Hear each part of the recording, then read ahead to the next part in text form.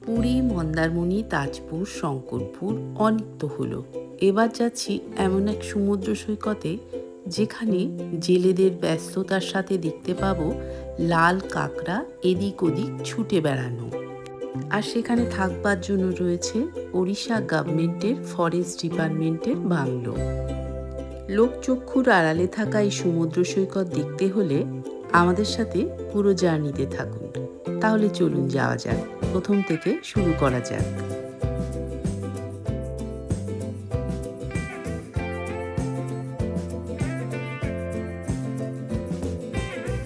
কলকাতা থেকে আমরা পুরোটাই গাড়িতে এসেছি, তবে প্রথমে আমরা ছিলাম চিল্কাতে। চিল্কার বারকুলে আমরা এক রাত কাটিয়ে তারপরে পৌঁছই এই সুন্দর সি বিচে।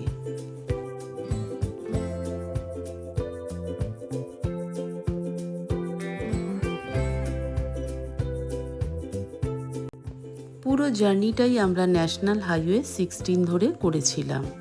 এটাই একমাত্র পথ। রাস্তা যেমন সুন্দর তেমনই প্রশস্ত। আমাদের গাড়িতে কিছুটা পেট্রোলের দরকার ছিল, ভরে নিয়ে আবার রওনা দিলাম। এখনো বেশ অনেকটা পথ যেতে হবে। দুপাশে ছোট ছোট পাহাড় আর তার মাঝখান দিয়েই এই রাস্তা চলে গেছে। আমার ছেলেই ড্রাইভ করেছে। এত সুন্দর চারপাশের পরিবেশে হঠাৎ করেই মনে হলো আমার প্রিয় বলিউড মুভির গানটা একবার চালাই। চলুন শুনে নিই কি চালিয়েছিলাম।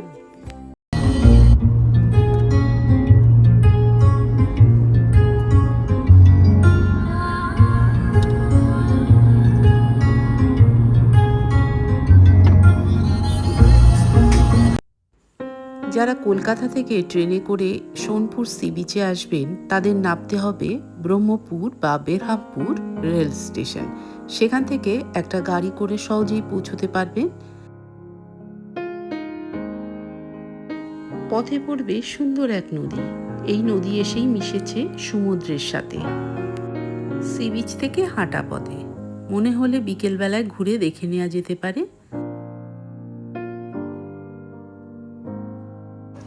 চলে এসেছি সোনপুর বিচে।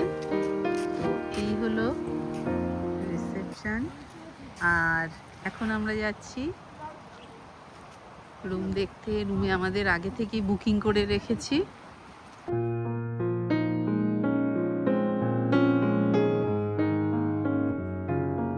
পুরো পরে দেখাবো সমুদ্রটা, এখান থেকে দেখা যাচ্ছে।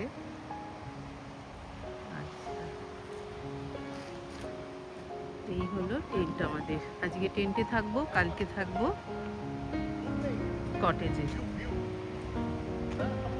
দুটো টেন্ট রয়েছে, এই একটা টেন্ট, এই একটা টেন্ট। তো আমরা ওই টেন্টটাতেই থাকবো। চলো, আমাদের লাগেজ চলে আসছে।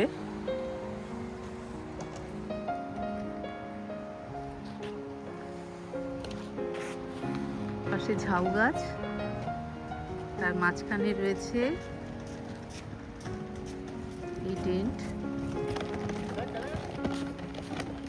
ওড়িশা গভর্নমেন্টের ফরেস্ট ডিপার্টমেন্টের। যাই দেখি রুমটা কেমন। রুমটা না, টেন্টটা কেমন। ওকেই দেখলাম সুন্দর বসার ব্যবস্থা রয়েছে, সুন্দর লাইট ঝুলছে এখানে। লাক্সারিয়াস টেন্ট, প্রিমিয়াম সুন্দর টেন্টটা। দেখো বেডটা কি সুন্দর করে সাজানো, দেখো কি সুন্দর বেড।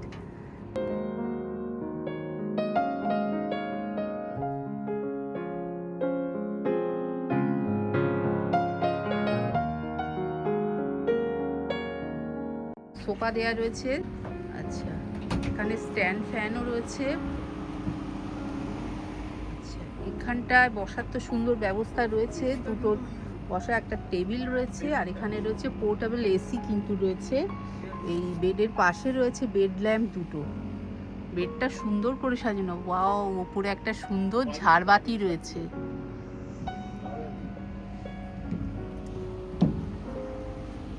এখানে টিভি রয়েছে, বসার একটা জায়গা রয়েছে, টেবিল রয়েছে, একটা সুন্দর মিরর রয়েছে এখানে রাখা।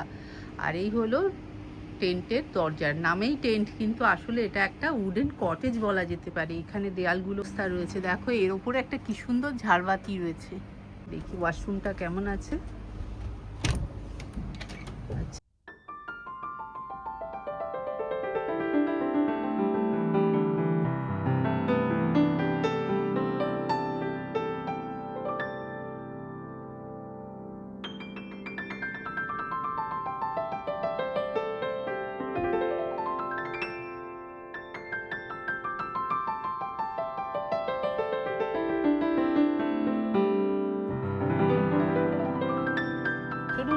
Welcome drinks.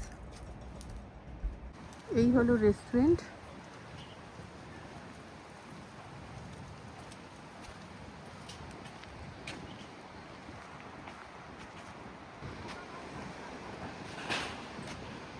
রেস্টুরেন্ট থেকে পুরো সি বিচটা একেবারেই সামনে, সমুদ্রের অনবরত গর্জন, চারপাশে ঝাউবন। এই হলো খাবার জায়গা।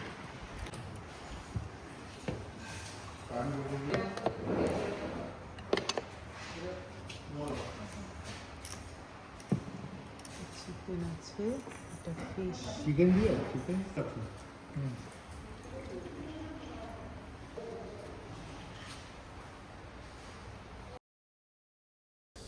দুপুরে লাঞ্চ সারা হয়ে গেছে, এবার আমরা চারপাশটা একটু ঘুরে দেখব। পাশেই রয়েছে সুন্দর একটা পার্ক, আর রয়েছে বেশ কিছু দোকান। তবে সবার আগে ঘুরে দেখে নেব রিসর্টের ভেতরটা।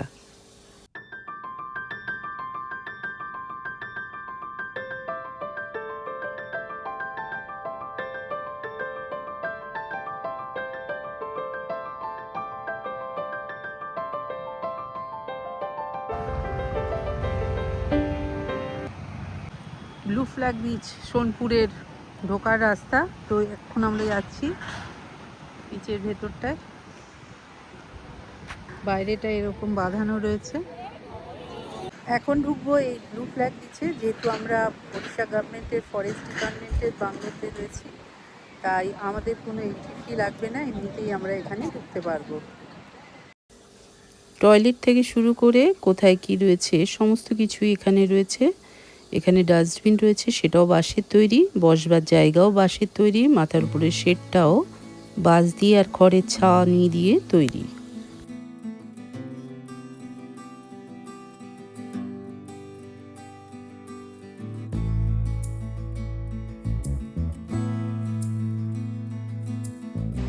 ঠান্ডা হাওয়া, বেশ ভালো লাগছে। চারপাশটা খুবই সুন্দর।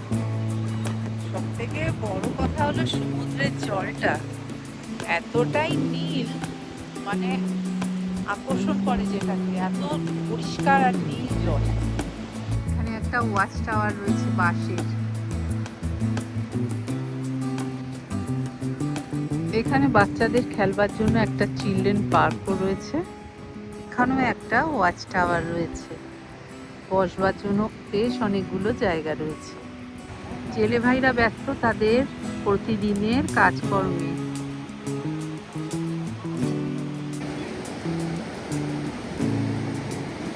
বাবা বাবা, পাশে আছে সামুদ্রিক কিছু মাছও রয়েছে।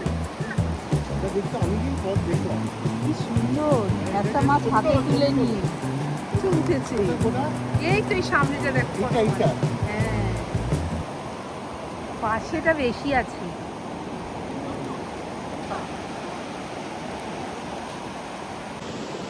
মাছ, কি মাছ এটা?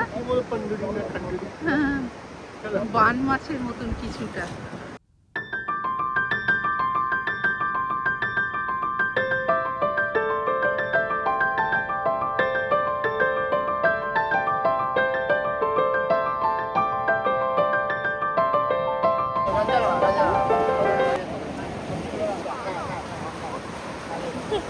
ডায়মন্ড কাঁকড়া, এটা ডায়মন্ড কাঁকড়া বলে না, এটা ডায়মন্ড শেপের। এটা হচ্ছে সামুদ্রিক ব্যাঙ বলে না, সামুদ্রিক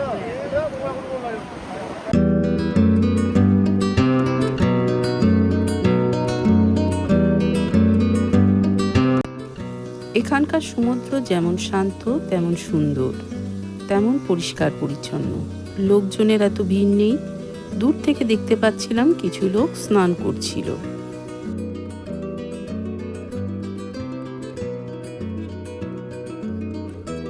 ছোটবেলার মতন ঝিনুক করতে ইচ্ছে হলে এখানে তার ব্যবস্থাও রয়েছে। বসবার জন্য বেশ সুন্দর ব্যবস্থা রয়েছে। বিকেল হলে সমুদ্রের পাড়ে বসে থাকতে কিন্তু বেশ ভালো লাগে।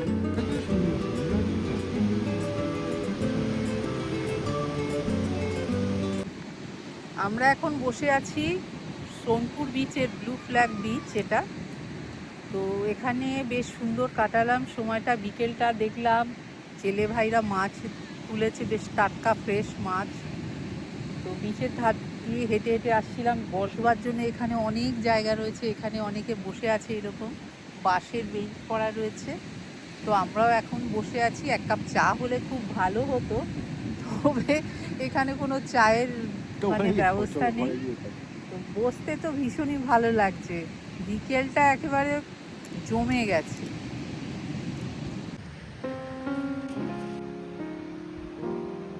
চারপাশে পুরো ঝাউয়ের জঙ্গল, এখনো প্রকৃতিকে ধরে এই সি বিচটা সুন্দরভাবে সাজানো হয়েছে। এখনো বড় বড় হোটেলের গ্রাসে পড়েনি এই ঝাউ গাছগুলো। জানি না কতদিন রক্ষা পাবে, তারপরে তো আস্তে আস্তে পুরো একেবারে সব ঢুকে পড়বে এর মধ্যে। এই সি বিচটা যদি তেমনভাবে জনপ্রিয় হয় না, তাহলে আর রক্ষে নেই, পুরো ঝাউ বন কেটে একেবারে ফাঁকা হয়ে যাবে।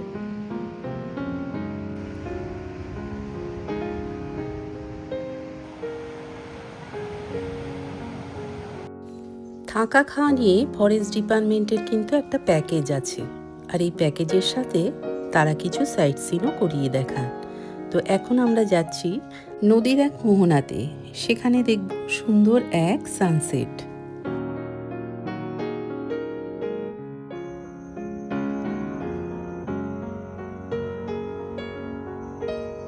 নদী আর সমুদ্রের মিলন, ওই যে ব্রিজটা দিয়ে আমরা এসেছিলাম, বুঝলে তো, ওই যে বিচটা দেখছো না, ওখান থেকে ক্রস করে এলাম আমরা।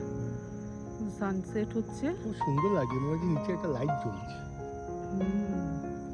দেখো কি সুন্দর পাখি উড়ে যাচ্ছে, বক কোথায় এগুলো। এই নদীটা মিশেছে সমুদ্রে গিয়ে, কত মাছ।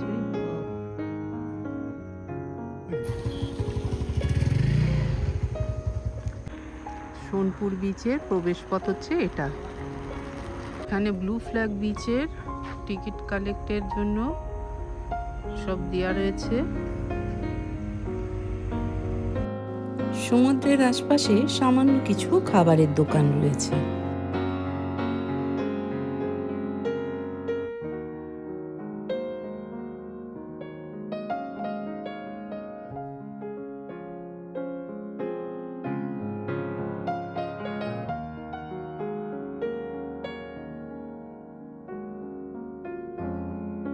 সন্ধ্যেবেলা চা পকোড়া কমপ্লিমেন্টারি এদের। রাতের বেলায় রুম, আলো চারপাশে বেশ ভালোই আছে, তবে একটা সমস্যা হচ্ছিল এসিটা মাঝে মাঝে বন্ধ হয়ে যাচ্ছে এই রুমটার ক্ষেত্রে। এই পাখাটা চালালে ওই এসিটা বন্ধ হয়ে যাচ্ছে। সন্ধে হতে রিসর্টের আলো জ্বলতে সুন্দর এক মায়াবী রূপ ফুটে উঠেছে রিসর্টের চারপাশটা।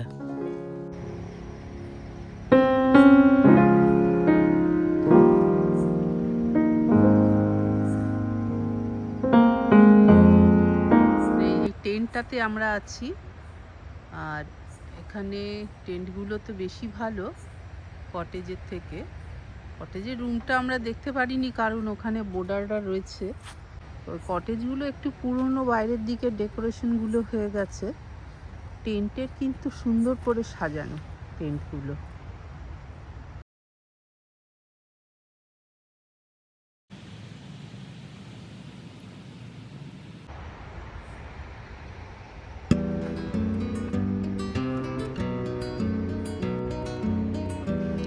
এই হলো কটেজ।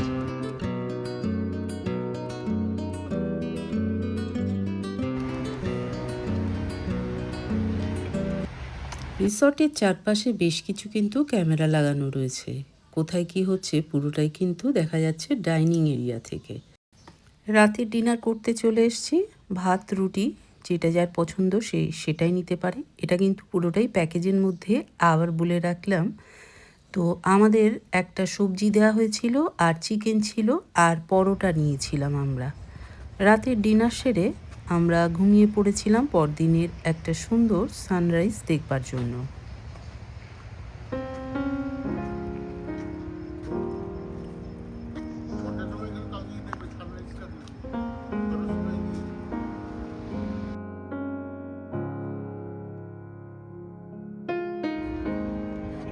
সকালে কমপ্লিমেন্টারি আমাদের চা চলে এসছে।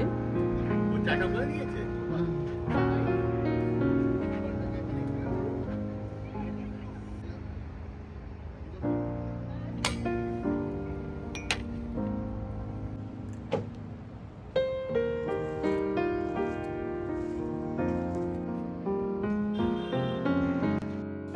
আমাদের সকালের ব্রেকফাস্ট হয়ে গেছে।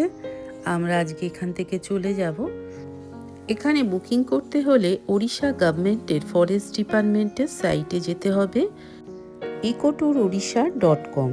এই সাইটে গিয়ে অনলাইনে কিন্তু পুরো বুকিংটা করতে হবে। এখানে কিন্তু সামান্য অসুবিধে রয়েছে, সেটা আমি বলে দিচ্ছি, ভালো করে শুনে নিন।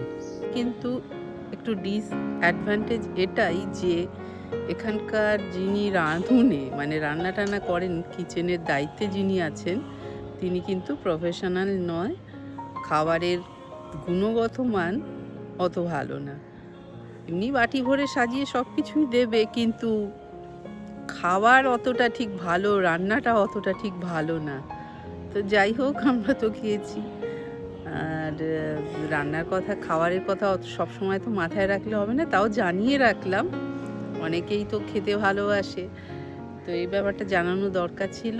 আর মোটামুটি এমনি সব ঠিকঠাক আছে। তবে আমরা যে কটেজটাতে ছিলাম, সেই কটেজটাতে কিন্তু বারবার মানে এসিটা বন্ধ হয়ে যাচ্ছিল। তো আবার ওনাদেরকে ডেকে তারপরে আবার এসিটা অন করাতে হচ্ছিল, অনেকবার হয়েছে এটা। অন্যান্য কটেজগুলোতে কিন্তু সব ঠিকঠাকই ছিল। তো আমরা যে কটেজটাতে ছিলাম, একদম শেষের দিকের কটেজটা, তো সেই কটেজটাতে কিন্তু এই প্রবলেমটা ছিল।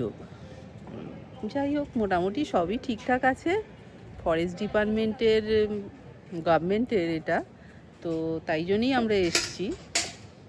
বাদ বাকি সবই ঠিকঠাক আছে। সামনে সি বিচটা সুন্দর দেখা যাচ্ছিল। আমরা কালকে গিয়েছিলাম, ওখানে ঘোরাঘুরি করলাম বিকেলবেলায়, অনেক মাছ টাছ দেখেছি।